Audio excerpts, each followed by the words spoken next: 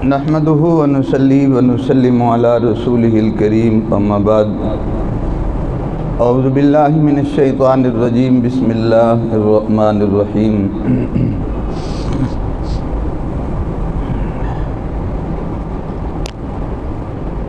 لقد رضی اللہ عن المؤمنین اذ یبایعونک تحت الشجرہ فعلم ما فی قلوبہم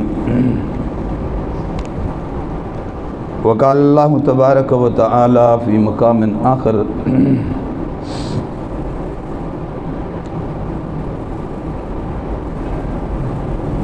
ان الذین یبایعونک انما یبایعون اللہ ید اللہ فوق ایدیہم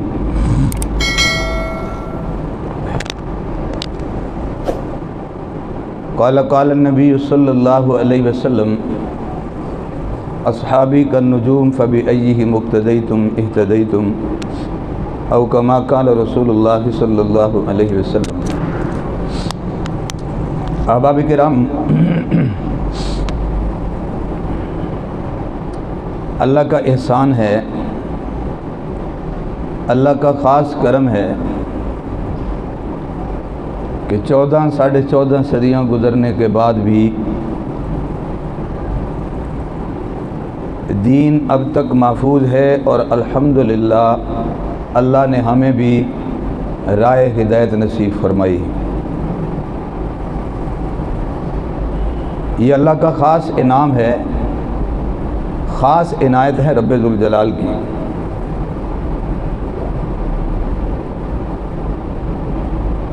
اپنے مسلمان ہونے پر شکر گزار ہونے کے ساتھ، اپنے ایماندار ہونے پر شکر گزار ہونے کے ساتھ اس طرف بھی توجہ کرنے کی ضرورت ہے کہ ہمارے کتنے محسن ہیں جن سے دین ہوتا ہوا ہم تک پہنچا ہے۔ یہ ایک امانت ہے جو محفوظ ہاتھوں میں رہی اور محفوظ ہاتھوں میں محفوظ حالت میں سفر کرتی رہی اور ہم تک پہنچی ہے۔ یوں تو بے شمار گمنام نام آتے ہیں اس میں، لیکن اول تذکرہ جس طبقے کا ہو رہا ہے، نبی کریم صلی اللہ علیہ وسلم کی امت کا پہلا طبقہ، پہلا حصہ، آپ کی جماعت، آپ کے شاگرد، آپ کے تربیت یافتہ، آپ کے براہ راست مخاطب صحابہ کرام رضوان اللہ علیہم اجمعین کا۔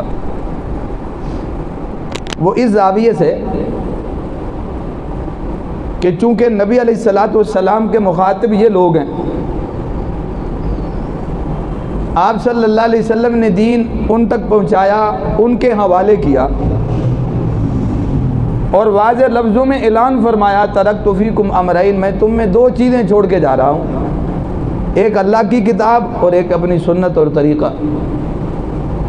یہی دین کا خلاصہ ہے، کتاب اللہ اور سنت رسول صلی اللہ علیہ وسلم۔ آپ صلی اللہ علیہ وسلم فرما رہے ہیں کہ یہ دونوں امانتیں یا دونوں تحفے یا دونوں چیزیں میں تمہارے حوالے کر کے جا رہا ہوں۔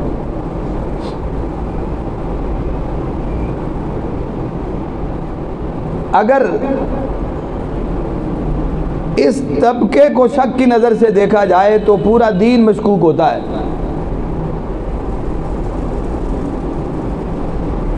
اگر اس طبقے پر بددیانتی اور خیانت کا دھبا لگے تو پھر پورے دین پہ لگتا ہے، اس لیے کہ دین اس وقت تک دین ثابت نہیں ہوگا جب تک کہ صحابہ کرام رضوان اللہ علیہ مجمعین کا حوالہ نہ آئے۔ میرے نبی کی سنت اور حدیث اس وقت تک سنت اور حدیث نہیں کہلائے گی جب تک صحابہ کا حوالہ نہ آئے۔ کوئی دائیں بائیں سے اور کوئی رستہ نہیں ہے۔ جب بھی کوئی بات کرے گا اسے یہی حوالہ دینا پڑے گا کہ میں نے یہ بات فلاں سے سنی، اس نے فلاں سے سنی، اس نے فلاں سے، اس سے فلاں نے بیان کی، اس سے فلاں نے، اور آخر میں اس سے صحابی رسول نے جس کی نبی علیہ السلام سے ملاقات ثابت ہے اور اس نے رسول اللہ صلی اللہ علیہ وسلم سے سنا ہے۔ ورنہ اگر کوئی تابعی کہے، تبع تابعی کہے کہ میں نے یہ بات نبی علیہ السلام سے سنی، تو کیسے مانا جائے گا کہ اس کی ملاقات اللہ کے رسول سے ثابت ہے؟ معلوم ہوا جب تک بیچ میں صحابی کا حوالہ نہ آئے دین مکمل نہیں ہوتا. وہ گواہ ہیں، وہ امانت دار ہیں، وہ دین کے وصول کرنے والے ہیں، وہ شاگرد ہیں رسول اللہ صلی اللہ علیہ وسلم کے. وہ امت کا وہ طبقہ ہیں کہ سب سے پہلے دین جن تک پہنچا ہے نبی نے اصل حالت میں پہنچایا ہے، تو صحابہ نے بھی ہم تک اصل حالت میں پہنچایا ہے.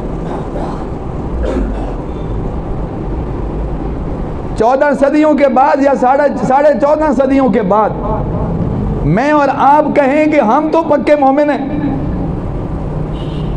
اور جنہوں نے نبی علیہ السلام سے دین وصول کر کے ہم تک پہنچانے کا ذریعہ بنے ان کا ایمان مشکوک ہے، ان کا دین مشکوک ہے. یہ کیسے صحیح ہوگا؟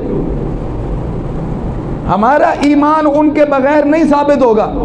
ہم جس دین کو مان کے مومن بن رہے ہیں وہ دین تو انہی سے چلا ہے. اگر وہ راوی ٹھیک نہیں ہے، وہ بیان کرنے والا ٹھیک نہیں ہے، اس نے بات ٹھیک نہیں پہنچائی، تو پھر میں اور آپ کیسے مومن صحیح ہوں گے؟ معلوم ہوا یہ جو صحابہ اکرام رضوان اللہ علیہ مجمعین کے دفاع پر، ان کے تحفظ پر اور ان کی عصمت پر یہ جو اتنا زور دیا جاتا ہے، اس کا سبب یہی ہے کہ ان کو نشانہ بنانے کا مطلب یہ ہے کہ پورے دین کو مبہم بنا دیا جائے، پورے دین کو مشکوک بنا دیا جائے. ان لوگوں کی سچائی صفائی میں اور آپ کیا دیں گے؟ یہ تو وہ مقدس طبقہ ہے جس کو اللہ نے محمد عربی صلی اللہ علیہ وسلم کی جماعت کے طور پہ قبول فرما لیا، منتخب فرما لیا. ان کی صفائی، ان کی شہادتیں، ان کی گواہی تو اللہ نے خود قرآن میں دی ہے. میں اور آپ ان کی شہادتیں نہ بھی دیں تو وہ میری اور آپ کی شہادتوں کے محتاج نہیں ہیں. اللہ نے ان کی گواہیوں اور ان کی شہادتوں اور سچائیوں اور صفائیوں کو قرآن کا حصہ بنا دیا. جب تک قرآن رہے گا ان کی شہادتیں بھی رہے گی. دیکھو دو چیزیں ہیں، ایک ہے ایمان اور ایک ہے اعمال. اللہ نے ان کی ایمان کی گواہی بھی دے دی اور اللہ نے ان کے اعمال کی گواہی بھی دے دی. ایمان کی شہادت اور سچائی اس سے بڑی کیا ہوگی؟ آنے والوں کو پابند کر دیا، صحابہ کرام کو ایمان میں معیار بنا دیا کہ آنے والے لوگ ایمان لانا چاہتے ہیں تو وہ معیار سن لے.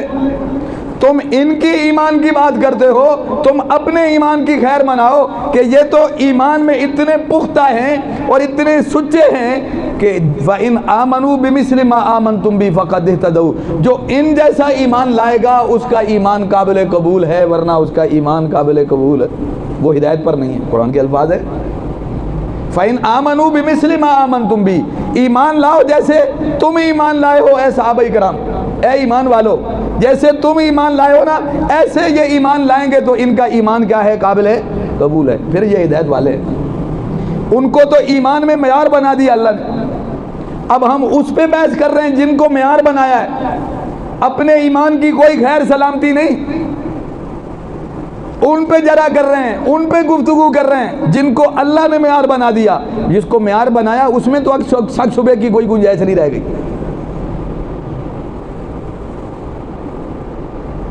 کوئی بڑا، کوئی استاد یا باپ یا سربراہ اپنے بچے یا شاگرد سے بات کرے اور اسے کہے کہ یہ بات یاد کر لے،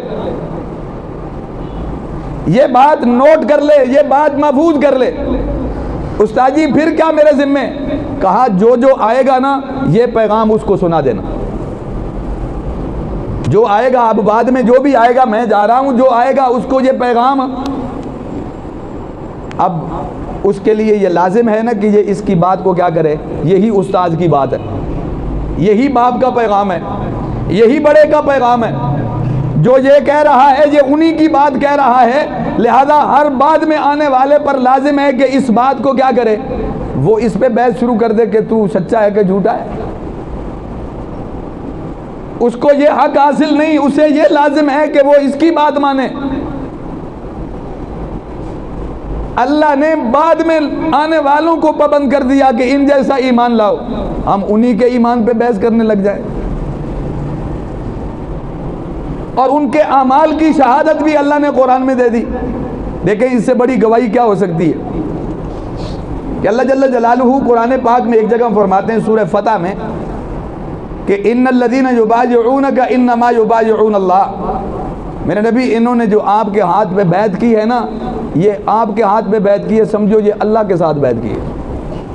یہ بیعت کرنا عمل ہے، یہ بیعت کرنا عمل ہے نا۔ ایمان تو وہ پہلے لا چکے تھے، میدان میں اترے، موقع آ گیا ہے، سمجھا یہ گیا کہ مکے والوں نے ہم پہ جنگ مسلط کر دی، ہم لڑنے آئے نہیں، بیعت رضوان ہو گئی، بیعت ہو گئی۔ اللہ اس پہ شہادت دے رہے ہیں کہ انہوں نے آپ کے ہاتھ پہ بیعت کی ہے، سمجھو اللہ کے ہاتھ پہ بیعت کی ہے۔ ید اللہ فوق ایدیہم، اللہ کا ہاتھ ان سب کے اوپر ہے۔ کتنی بڑی مدد اور کتنی بڑی شہادت اور گواہی۔ اللہ ان کے عملوں کی تصدیق فرما رہے ہیں، ان کے اعمال کی اللہ گواہی دے رہے ہیں۔ سورہ انفال پڑھیں، فرمایا ایمان والے وہ لوگ ہیں اذا ذکر اللہ وجلت قلوبہم، جب اللہ کا نام لیا جاتا ہے ان کے دل کانپ جاتے ہیں۔ اتنا ڈر اللہ کا، اتنی عظمت دلوں میں بیٹھی ہوئی، اور اللہ کی آیتیں سن کر ایمان بڑھ جاتا ہے۔ نماز قائم کرنے والے، اللہ کی راہ میں خرچ کرنے والے، یہ اعمال ذکر کرنے کے بعد اللہ فرماتے ہیں اولئک هم المؤمنون حقا، یہ ہیں پکے مومن۔ ان کے عملوں کا ذکر فرمایا، ان کے ایمان کا ذکر فرمایا۔ بلکہ اگر قرآن پاک پر نظر کریں تو پتہ چلتا ہے کہ اللہ نے اس طبقے کو منتخب ہی محمد عربی صلی اللہ علیہ وسلم کے صحابیوں کے طور پہ کیا ہے۔ قرآن میں ہے، اللہ فرماتے ہیں مثلہم فی التوراۃ ومثلہم فی الانجیل، ان کی مثالیں تورات میں بھی ہیں اور ان کی مثالیں انجیل میں بھی ہیں کہ آپ کی جماعت ایسی ہوگی، آپ کے صحابہ ایسے ہوں گے۔ یہ قرآن کی شہادت ہے۔ دیکھیں نا، تورات پہلے گزری ہے، انجیل پہلے گزری ہے، قرآن بعد میں آیا ہے، تو قرآن کے ماننے والے بھی بعد میں آئے ہیں۔ آپ صلی اللہ علیہ وسلم آخری نبی ہیں، تو پھر لازم بات ہے کہ قرآن بھی آخری کتاب ہے۔ تورات اور انجیل کا نمبر اس سے پہلے، اور قرآن یہ کہہ رہا ہے کہ ان کی مثالیں تورات میں بھی ہیں اور انجیل میں بھی ہیں، یہ ابھی آئے نہیں، ان کے تذکرے تورات میں بھی ہیں، یہ ابھی آئے نہیں، ان کے تذکرے انجیل میں بھی ہیں۔ تو اس کا کیا مطلب ہے؟ اللہ نے اس طبقے کو منتخب کیا ہے محمد عربی صلی اللہ علیہ وسلم کے صحابی کے طور پہ، آپ کی جماعت کے طور پہ۔ پھر جب منتخب اللہ کرے تو پھر اللہ پرورش بھی کرتے ہیں، پھر اللہ مدد بھی کرتے ہیں، پھر اللہ تربیت کا انتظام بھی فرماتے ہیں۔ اللہ نے پھر ان کی مثال بیان کی، کزرع اخرج شطأہ فآزرہ فاستغلظ فاستوى علی سوقہ۔ ایک کسان اس کو سمجھ سکتا ہے۔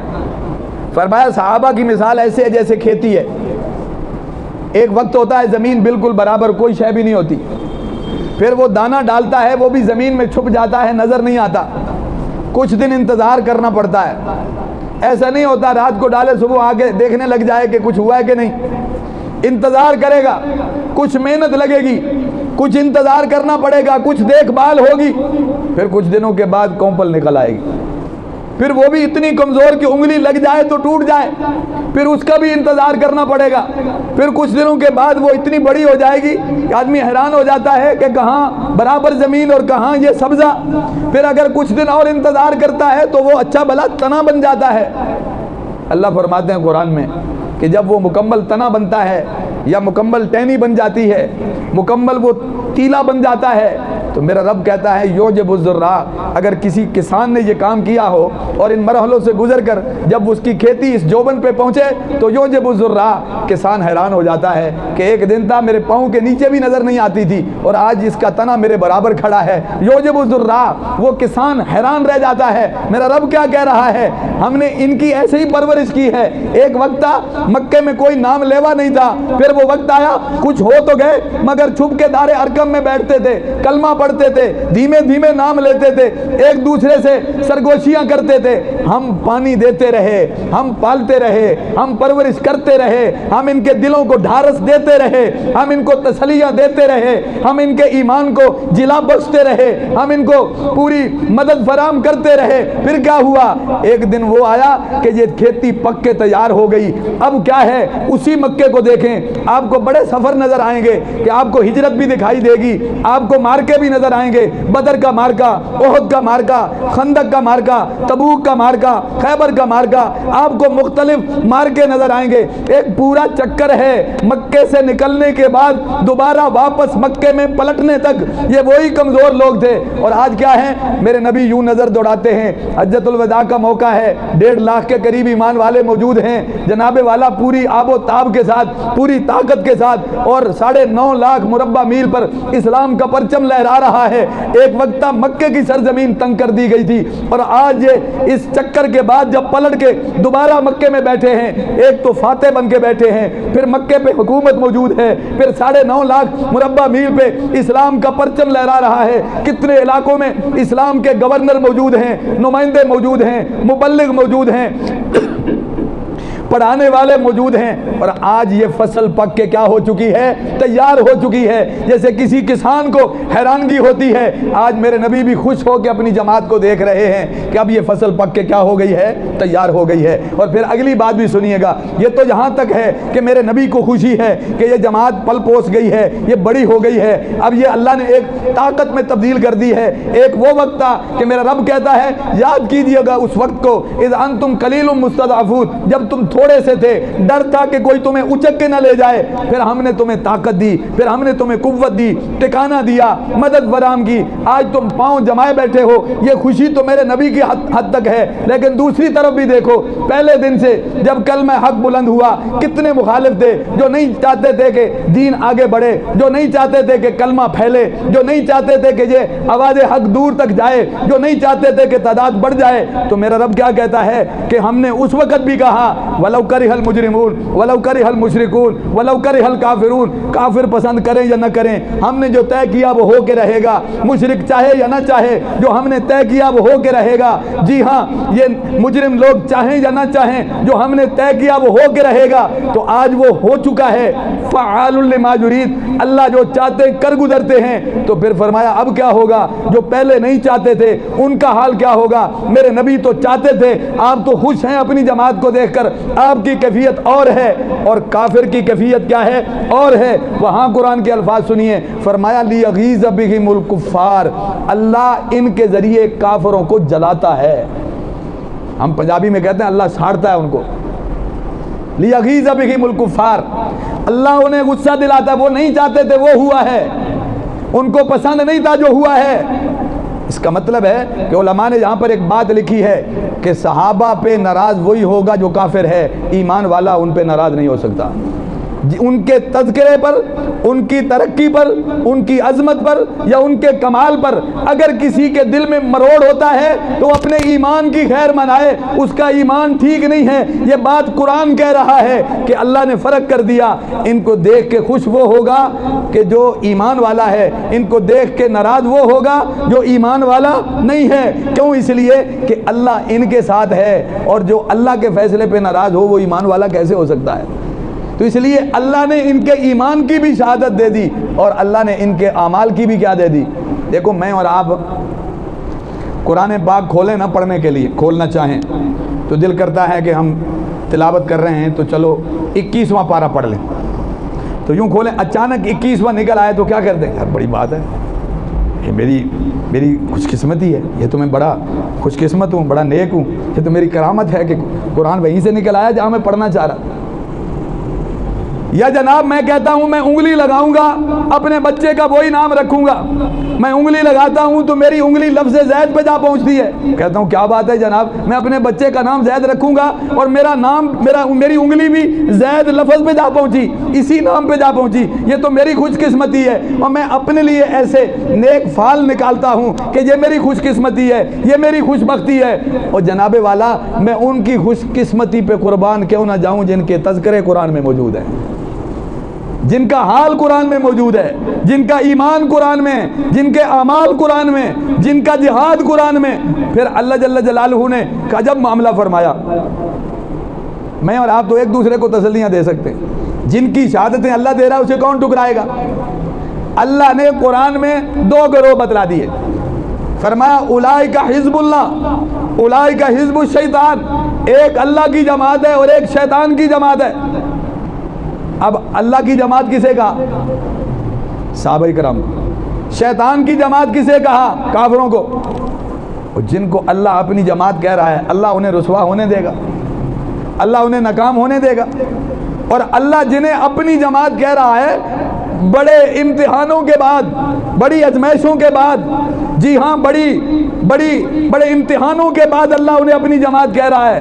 ایسے راہ چلتے سرٹیفکیٹ نہیں مل گئے، اس لیے رب ذوالجلال نے ان کے ایمان کی بھی اور ان کے اعمال کی بھی شہادتیں دینے کے بعد ہی تو فرمایا ہے کہ لقد رضی اللہ عن المؤمنین، کہیں فرمایا رضی اللہ عنہم ورضوا عنہ، یہ وہ لوگ ہیں کہ اللہ ان سے راضی ہے اور یہ اللہ سے کیا ہے؟ راضی ہیں۔ اور جن کو اللہ یہ شہادت اور گارنٹی دے دے، گواہی دے دے، جن کو اللہ یہ سرٹیفکیٹ دے دے، اگر قرآن پر ایمان رکھنے والا ہے تو وہ اس کا انکار نہیں کر سکتا، وہ اس پہ اعتراض نہیں کر سکتا۔ اللہ کے فیصلے پہ کون اعتراض کرے؟ جیسے اللہ نے انبیاء علیہ السلام کی روحوں کو نبوت کے لیے منتخب فرما لیا، ایسے اللہ نے ان روحوں کو بھی محمد عربی صلی اللہ علیہ وسلم کی جماعت کے طور پہ منتخب فرمایا۔ اس لیے تو اللہ نے ان کی تربیت فرمائی، اس لیے تو اللہ نے ان کی مدد فرمائی۔ نبی کریم صلی اللہ علیہ وسلم کی اگر نبوت کی علامات پہلی کتابوں میں پڑھیں تو اس میں آپ صلی اللہ علیہ وسلم کے صحابہ کا پتہ ملتا ہے۔ ابو بکر صدیق رضی اللہ تعالیٰ عنہ کی علامتیں ملتی ہیں، عمر فاروق رضی اللہ تعالیٰ عنہ کی علامتیں ملتی ہیں، جس کا مطلب ہے کہ اللہ جل جلالہ کے ہاں تو پہلے سے طے شدہ ہے، یہ فیصلے ہو چکے تھے۔ لہذا جو آپ کی جماعت میں آیا ہے، شروع میں آیا یا بعد میں آیا، آپ کا صحابی بننا ہی یہ شرف ہے کامیابی کا، آپ کا صحابی بننا ہی یہ اعزاز ہے نبی کریم صلی اللہ علیہ وسلم کی امت میں سے۔ اللہ نے قرآن پاک میں فرما دیا کہ وہ لوگ جو فتح مکہ سے پہلے ایمان لائے اور وہ لوگ جو فتح مکہ کے بعد ایمان لائے، فضیلت میں تو برابر نہیں ہے۔ ظاہر ہے پہلا دور زیادہ مشقت کا ہے، بعد والا دور قدر سہولت اور خوشحالی کا ہے، لیکن میرے رب نے فرمایا فضیلت میں تو فرق ہو سکتا ہے، جیسے نبیوں میں اللہ نے رسولوں میں فرق رکھا ہے، فضیلت میں تو فرق ہو سکتا ہے، لیکن بخشش کے معاملے میں اصول بیان کر دیا اللہ نے قرآن میں، فرمایا وَكُلًّا وَعَدَ اللَّهُ الْحُسْنَىٰ، میرا سب سے بخشش کا وعدہ ہے۔ جو صحابی بن چکا، ابو عروہ سے کسی نے پوچھا کہ فلاں فلاں ان میں زیادہ مرتبے والا کون ہے؟ یعنی آپ ایک صحابی کو اور ایک تابعی کو لے کے سوال کریں کہ اس کا مرتبہ زیادہ ہے امیر معاویہ رضی اللہ تعالیٰ عنہ کا یا عمر بن عبدالعزیز کا؟ اب عمر بن عبدالعزیز صحابی تو نہیں، امیر معاویہ تو صحابی ہیں۔ تو انہوں نے پتہ کیا جواب دیا؟ انہوں نے کہا سنو لا نادل باصحاب محمد احدا، ہم نبی کریم صلی اللہ علیہ وسلم کے صحابہ کے برابر کسی کو بھی نہیں سمجھتے۔ جو صحابی نہیں ہے وہ کتنا بڑا عبادت گزار کیوں نہ ہو، وہ تابعی ہے، تبع تابعی ہے یا بعد کا آدمی ہے، ہم صحابہ کے برابر کسی کو بھی نہیں سمجھتے۔ اس لیے جو صحابی بن گیا وہ ساری امت سے فائق ہے، ساری امت سے ممتاز ہے، اس کا درجہ زیادہ ہے، اس کے عمل نہیں دیکھے جائیں گے کہ اس نے کتنے کیے، کتنی نمازیں پڑھی، اس کی عبادت کا حجم کتنا ہے، مقدار کتنی ہے، تعداد کتنی ہے، دورانیہ کتنا ہے، دن کتنے ہیں، سال کتنے ہیں، مہینے کتنے ہیں۔ نہیں، وہ مرنے سے ایک لمحہ پہلے بھی میرے نبی کی چہرے کی زیارت کر کے وہ ایمان لا چکا، اس کا خاتمہ ایمان پر ہے، وہ صحابی بن چکا ہے، منصب صحابیت کا ہے۔ عمل کی بات نہیں ہو رہی کہ اس کی مقدار کتنی ہے، جو صحابیت کے مرتبے پہ فائز ہو چکا ہے۔ قرآن پاک کی روح سے اور حدیثوں کی روح سے ہر مومن پر یہ لازم ہے کہ ایک تو وہ ان سب کو جنتی سمجھے، کامیاب سمجھے، پھر یہ بھی عقیدہ رکھے کہ پوری امت میں سے بھی کوئی بھی صحابہ کے برابر نہیں ہے، ان کے جوڑ کا نہیں، ان کے مرتبے کا نہیں ہے۔ اس لیے اللہ سے دعا ہے اللہ ہم سب کو ان محسنوں کو یاد رکھنے کی توفیق نصیب فرمائے، اللہ احترام سے ان کا نام لینے کی، ان کا ادب کرنے کی، ان سے محبت کی اللہ توفیق نصیب فرمائے۔ اور صحابہ کرام میں جو اہل بیت ہیں ان کی محبت اور بھی زیادہ چاہیے، اس لیے کہ ان کے دو منصب ہیں، ایک صحابی ہونا پھر اہل بیت ہونا۔ اللہ ان سب سے محبت نصیب فرمائے۔ وآخر دعوانا ان الحمدللہ۔